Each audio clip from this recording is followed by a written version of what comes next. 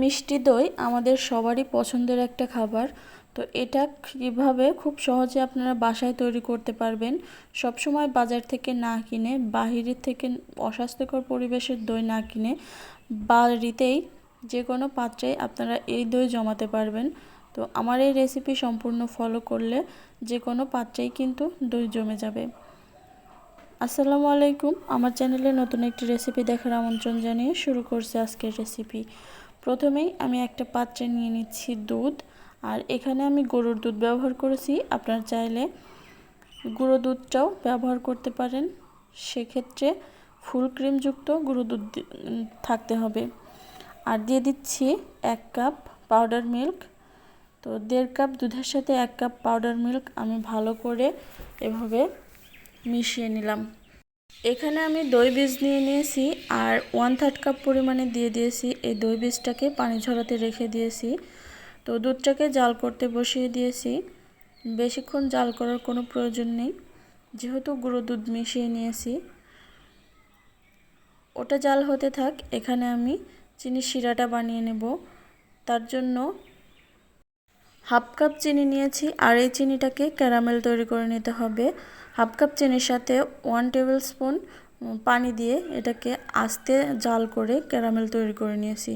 এর চেয়ে বেশি কালার করা যাবে না, এর চেয়ে বেশি কালার করলে কিন্তু দইটা তেতো লাগবে। তো যে দুধটা জাল করেছিলাম সেখান থেকে 1 কাপ দুধ নিয়ে এভাবে একটু মিশিয়ে নিচ্ছি। তো প্রথম পর্যায়ে ক্যারামেলটা একটু জমাট বেঁধে যাবে, এতে ভয় পাওয়ার কোনো কারণ নেই। আস্তে আস্তে নাড়তে চাড়তে এটা কিন্তু ছেড়ে যাবে। আগুনের তাপে ক্যারামেলটা গলে দুধের সাথে মিশে যাবে। দেখতে পাচ্ছেন অনেকটা মিশে গিয়েছে। যখন খুব ভালোভাবে মিশে যাবে তখন এই চুলা থেকে নামিয়ে জাল করা দুধের মধ্যে দিয়ে দিতে হবে। জাল করা দুধের মধ্যে দিয়ে এখন 3 থেকে 4টা বলক তুলে নিতে হবে।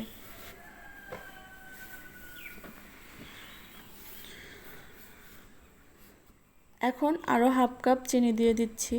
1/2 কাপ চিনি দেওয়ার পরে আমি 2 থেকে 3 মিনিটের জন্য এটাকে আবারও জাল করে নেব।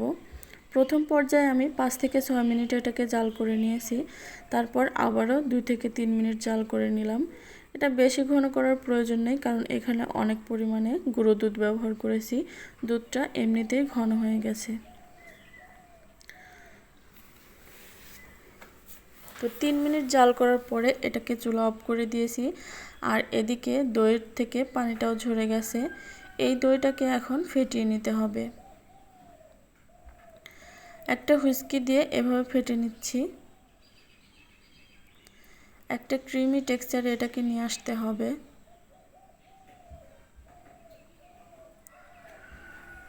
এভাবে করে দইটা খুব ভালোভাবে যখন ফেটানো হয়ে যাবে, এখন দুধ এখানে জাল করা যে আগে থেকে জাল করে রেখেছিলাম সেই দুধটা একটু নিয়ে ঠান্ডা করে নিয়েছি। এমনভাবে ঠান্ডা করতে হবে যেন আঙুল ডুবিয়ে রাখা যায়। এখন দইয়ের বীজের সাথে এই দুধটাকে মিশিয়ে দিচ্ছি। খুব ভালো করে এই দই বীজটাকে দুধের সাথে মিশিয়ে নিতে হবে। এখন সমস্ত দুধের মধ্যে এটা দিয়ে দিলাম।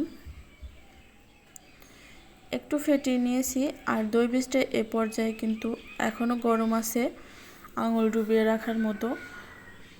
তো এখন আমি পাত্রে সেট করব।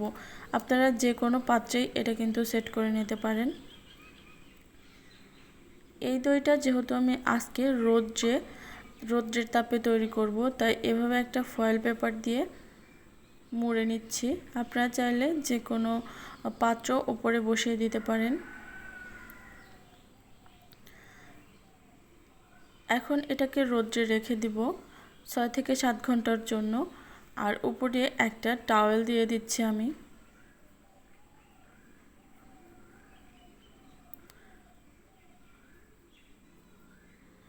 আপনাদেরকে 5 ঘন্টা পরে দেখিয়ে দিচ্ছি।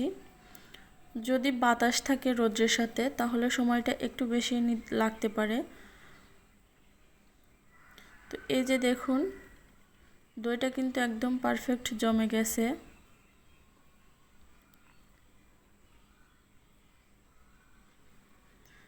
তো এখন থেকে আর সারা রাত দইয়ের জন্য অপেক্ষা করতে হবে না, এভাবে রৌদ্রের তাপেও আপনারা দইটা তৈরি করতে পারবেন।